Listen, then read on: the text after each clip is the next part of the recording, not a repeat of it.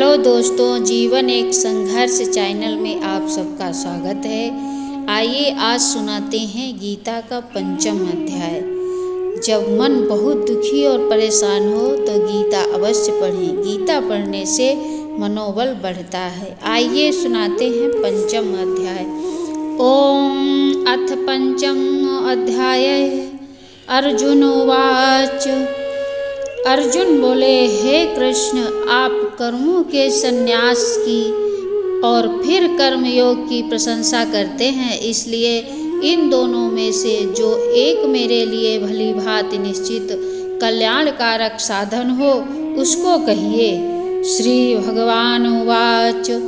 श्री भगवान बोले, कर्म संन्यास और कर्मयोग ये दोनों ही परम कल्याण के करने वाले हैं, परंतु उन दोनों में भी कर्म संन्यास से कर्म योग साधन में सुगम होने से श्रेष्ठ है। हे अर्जुन, जो मनुष्य न किसी से द्वेष करता है और न किसी की आकांक्षा करता है, वह कर्मयोगी सदा सन्यासी ही समझने योग्य है, क्योंकि राग द्वेष द्वंद्वों से रहित पुरुष सुखपूर्वक संसार बंधन से मुक्त हो जाता है। उपयुक्त संन्यास और कर्मयोग को मूर्ख लोग पृथक पृथक फल देने वाले कहते हैं, ना कि पंडित जन, क्योंकि दोनों में से एक में भी संयम प्रकार से स्थित पुरुष दोनों के फलस्वरूप परमात्मा को प्राप्त होता है। ज्ञानियों द्वारा जो परम धाम प्राप्त किया जाता है, कर्मयोगियों द्वारा भी वही प्राप्त किया जाता है। इसलिए जो पुरुष ज्ञान योग और कर्म योग को फल स्वरूप में एक देखता है, वही यथार्थ देखता है।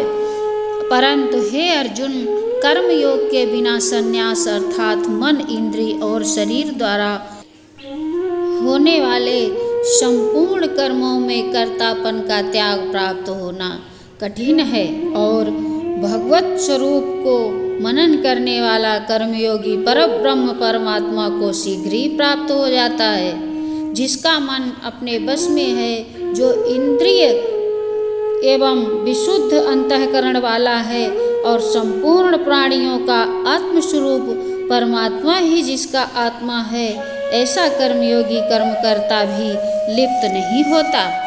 तुमको तत्व को जानने वाला संख्या योगी तो देखता हुआ, सुनता हुआ, परस्पर करता हुआ, सूंघता हुआ, भोजन करता हुआ, गमन करता हुआ, सोता हुआ, श्वास लेता हुआ, बोलता हुआ, त्यागता हुआ, ग्रहण करता हुआ तथा आँखों को खोलता हुआ और मूंदता हुआ भी सब इंद्रिय अपने अपने अर्थों में बरत रही हैं। इस प्रकार समझकर निस्संदेह ऐसा माने कि कुछ भी नहीं करता है।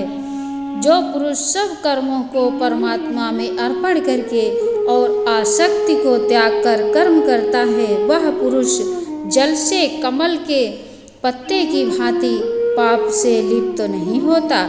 कर्मयोगी ममत्व बुद्धि रहित केवल इंद्रिय, मन, बुद्धि और शरीर द्वारा भी आसक्ति को त्याग कर अंतःकरण की शुद्धि के लिए कर्म करते हैं। कर्मयोगी कर्मों के फल का त्याग करके भगवत स्वरूप शांति को प्राप्त होता है, और सकाम पुरुष कामना की प्रेरणा से फल में आसक्त होकर बंधता है।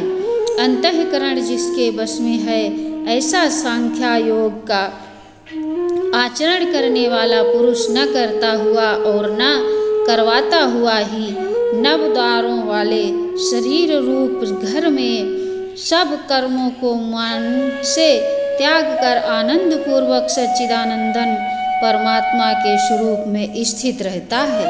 परमेश्वर मनुष्यों के ना तो कर्तापन की, ना कर्मों की और ना कर्म फल के संयोग की रचना करते हैं, किंतु स्वभाव ही बरत रहा है। सर्वव्यापी परमेश्वर भी न किसी के पालन कर्म को और न किसी के शुभ कर्म को ही ग्रहण करता है, किंतु अज्ञान के द्वारा ज्ञान ढका हुआ है, उसी से सब अज्ञानी मनुष्य मोहित हो रहे हैं। परंतु जिनका वह ज्ञान परमात्मा के तत्व ज्ञान द्वारा नष्ट कर दिया गया है, उनका वह ज्ञान सूर्य के सदृश उस सच्चिदानंदन परमात्मा को प्रकाशित कर देता है। जिनका मन तद्रूप हो रहा है, जिनकी बुद्धि तद्रूप हो रही है और सच्चिदानंदन परमात्मा में ही जिनके निरंतर एक ही भाव से स्थित है, ऐसे तत्वपरायण पुरुष ज्ञानी के द्वारा पाप रहित होकर अनुवृत्तियों को अर्थात परमात्मा को प्राप्त होते हैं। वे ज्ञानी जन विद्या और विनय युक्त ब्राह्मण में तथा गौ, हाथी, कुत्ते और चांडालों में भी समदर्शी ही होते हैं। जिनका मन संभावनाओं में स्थित है, उनके द्वारा इस जीवित अवस्था में ही संपूर्ण संसार जीत लिया गया है, क्योंकि सच्चिदानंदन परमात्मा निर्दोष और सम है। इससे वे सच्चिदानंदन परमात्मा ही स्थित है।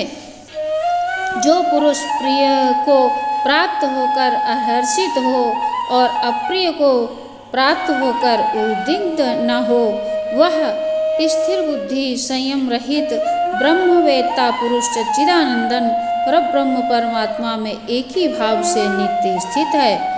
बाहर के विषयों में आसक्ति रहित अंतःकरण वाला साधक आत्मा में स्थित जो ध्यान जनित सात्विक आनंद है, उसको प्राप्त होता है। तदंतर वह सच्चिदानंद परब्रह्म परमात्मा के ध्यान स्वरूप योग में अभिन्न भाव से स्थित पुरुष अक्षय आनंद का अनुभव करता है। जो ये इंद्रिय तथा विषयों के संयोग से उल्फा होने वाले सब भोग हैं, यद्यपि विषयी पुरुषों को स्वरूप सुख रूप भासते हैं, तो भी वो दुख के ही हेतु हैं और आदि अंत वाले अर्थात आदित्य हैं। इसलिए हे अर्जुन, बुद्धिमान विवेकी पुरुष उनमें नहीं रमता। जो साधक इस मनुष्य शरीर में शरीर का नाश होने से पहले पहले ही काम क्रोध से उत्पन्न होने वाले वेग को सहन करने में समर्थ हो जाता है, वही पुरुष योगी है और वही सुखी है। जो पुरुष अंतरात्मा में ही सुख वाला है, आत्मा में ही रमण करने वाला है तथा जो आत्मा में ही ज्ञान वाला है, वह सच्चिदानंदन परब्रह्म परमात्मा के साथ एकाकी भाव को प्राप्त संयोगी संख्या योगी शांत ब्रह्म को प्राप्त होता है। जिनके सब पाप नष्ट हो गए हैं, जिनके सब संशय ज्ञान के द्वारा निवृत्ति हो गए हैं, जो संपूर्ण प्राणियों के हित में रत है और जिनका जीता हुआ मन निश्चल भाव से परमात्मा में स्थिर है, वे ब्रह्मवेत्ता पुरुष शांत ब्रह्म को प्राप्त होते हैं।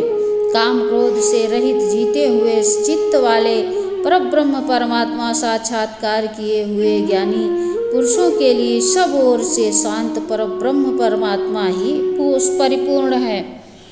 बाहर के विषय भोगों ना चिंतन करता हुआ बाहर ही निकाल कर और नेत्र की दृष्टि को भ्रुकुटी के बीच में स्थित करके तथा नासिका में विचरने वाले प्राण और अपान वायु को सम करके जिसकी इंद्रियां मन और बुद्धि जीती हुई हैं, ऐसा जो मोक्ष परायण मुनि इच्छा भय और क्रोध से रहित हो गया है, वह सदा मुक्ति ही है।